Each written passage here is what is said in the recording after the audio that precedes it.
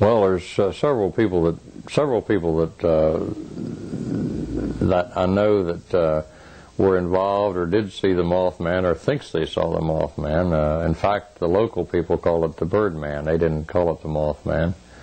A newspaper reporter came here and writing stories, and he actually pinned the Mothman name on it, but the locals, some still call it the Birdman. They don't call it the Mothman, but in my opinion, I didn't see it, but in my opinion, it was a real phenomenon.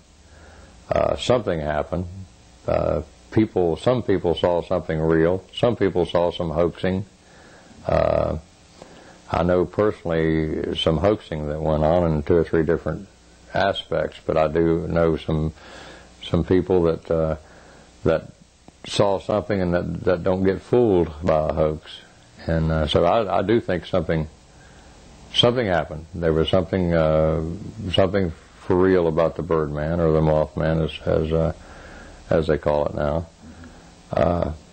The most real thing about that era and time was about the story was the Men in Black.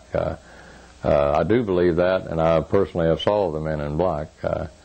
There were people in a community like this. You know who everyone in a community is, and when someone, especially 2 or 3 people dress differently than people in the community, they're kind of hanging around and avoiding talking to anyone, and not saying hello and not speaking back when they get spoken to.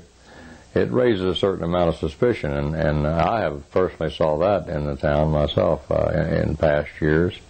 You have to remember, too, at the time of the first Mothman sightings, you had 3 things going on. You had the Mothman sightings, you had the UFO sightings, and then you also had the Men in Black sightings. Me personally, I've never had an experience with the Men in Black, nor a UFO, nor the Mothman.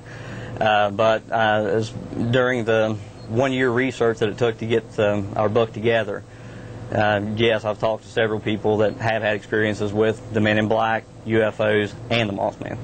So, I mean, it was a very real phenomenon that was going on at the time. There were far too many reports and sightings for it to be, something that someone made up. Now, me, I'm completely neutral on the entire thing. I'm not a believer, nor am I a skeptic.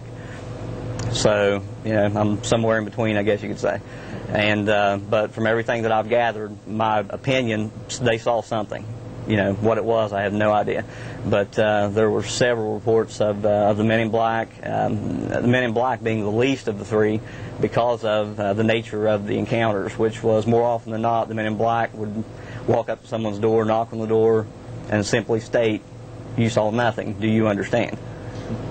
And that was pretty much the extent of it, with the exception of one girl who, I won't say her name, but during that time, 2 of the Men in Black come up in a car, a black car, I believe it was a Buick, and they pulled up at the end of her driveway where she was going to get the mail, and grabbed her and tried to take her into the car and ripped her dress. She ran back inside, screaming, went into nervous breakdown. Her husband was home and everything, and that was, as far as I know, that was the only physical encounter.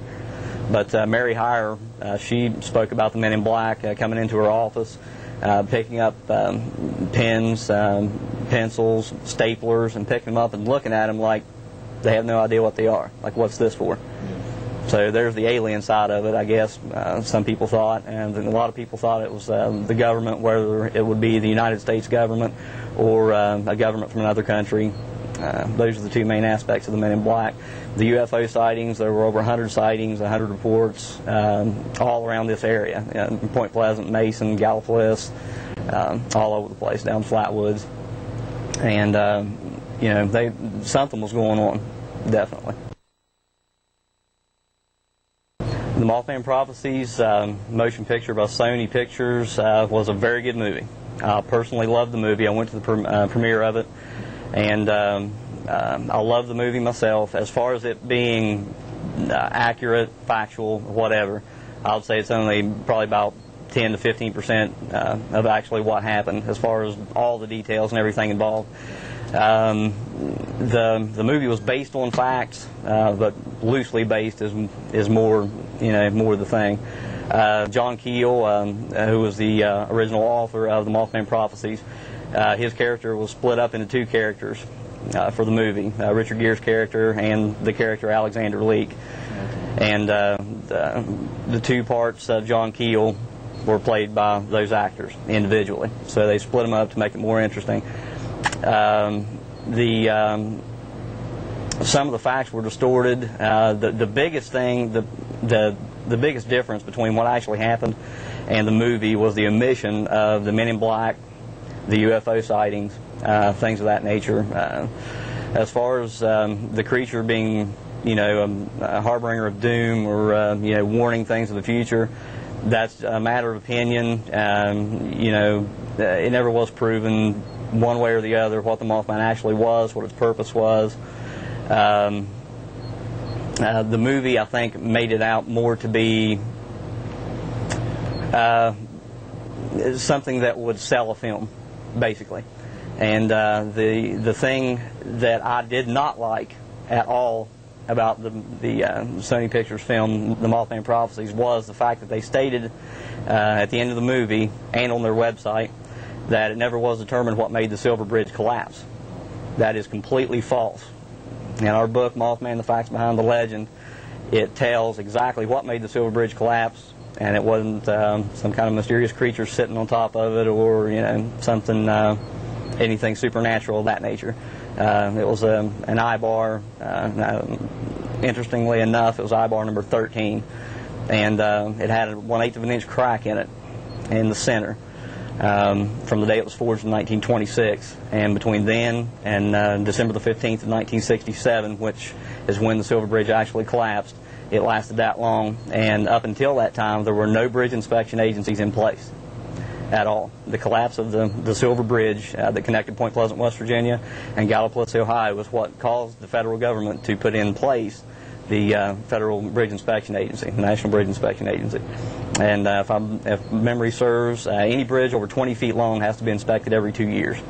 And up until that point, there was no such inspection, and that's one of the reasons that the Silver Bridge collapsed.